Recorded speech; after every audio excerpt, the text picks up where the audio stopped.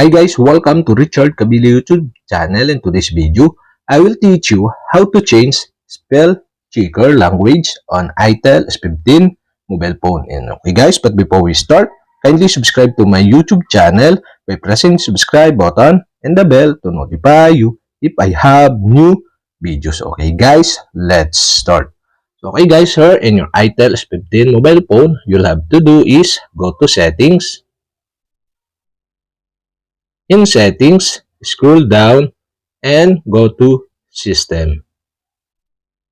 Here in system, go to language and input.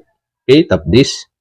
In language and input, in input assistance section, you can see the spell checker.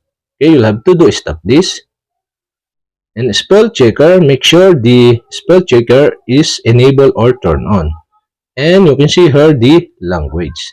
And okay guys, to change the spell checker language on itel S15 mobile phone, you'll have to do is tap the language and the pop-up are show, and the language of spell checker is set into use system language. So okay guys, you can change it by selecting on this option. So okay, you can scroll down for more language available. So for my example, I change into Filipino language. Okay, tap the Filipino language and that's it. Okay, we have successfully changed the spell checker language into Filipino and that's it.